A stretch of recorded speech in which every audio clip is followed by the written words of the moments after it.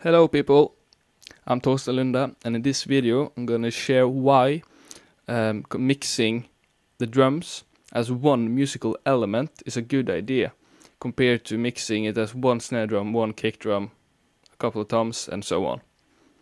So, to demonstrate this, I have a session here with a drum kit. Just take a listen.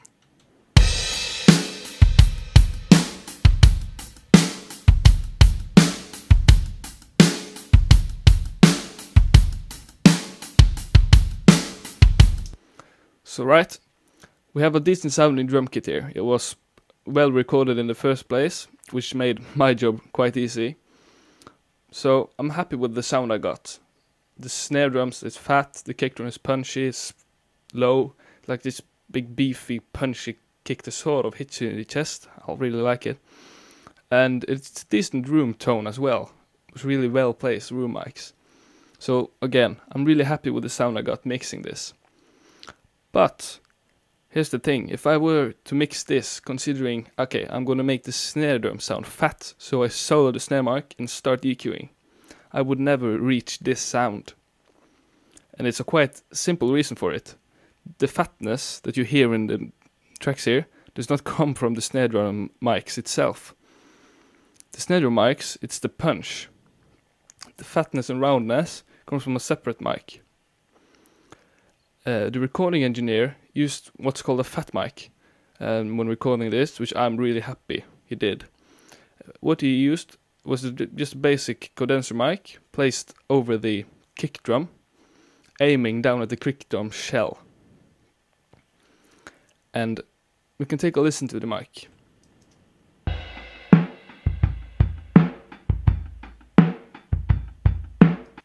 So right, we hear hi-hat, we hear snare, and we hear the kick drum. The kick drum is muffled.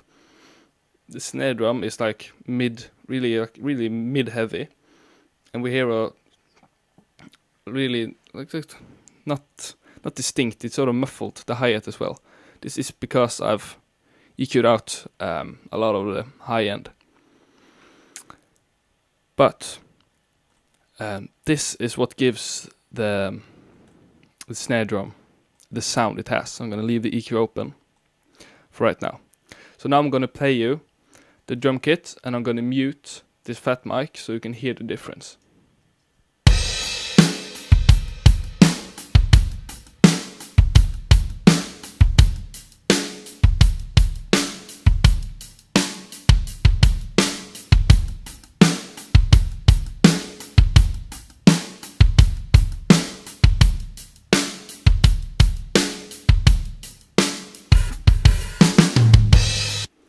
So right, it's clearly obvious that the snare drum sounds way fatter with the fat mic included in the mix.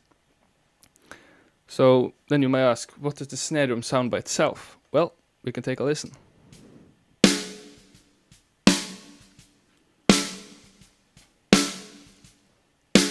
Right, it's still a decent sound. It's not as full, but it's quite simple. The snare drum mics, they don't have the low end and the sort of fullness recorded with the mic, so we can't EQ something that's not there. But that's the beauty of the fat mic. The fat mic has the low end we need to make the snare drum sound fat. So if you take a little look here, from the snare mic, I boosted the top. I rolled off about 800 to remove some sort of boxiness. But the snare drum mic is the punch of the sound. And the fat mic, which we have over here, is the bottom end and the roundness of the snare. And as you can see here, I have 270 of hertz that are boosted to give it a more round feel. Of course, if you were to bypass these plugins,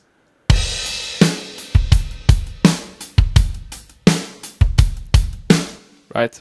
It still sounds sort of the same, but it's just more unclear.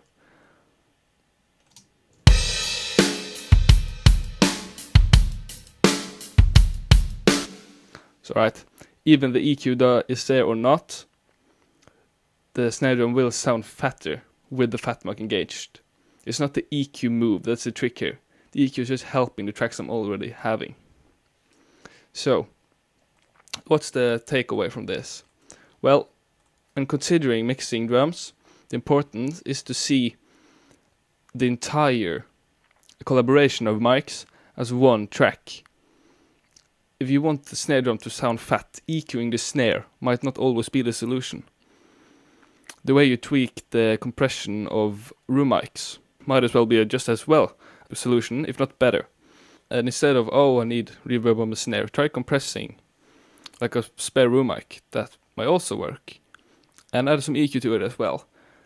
The insight in knowing that all these tracks rely on each other is really important. So, I hope this helps, and I hope I see you later.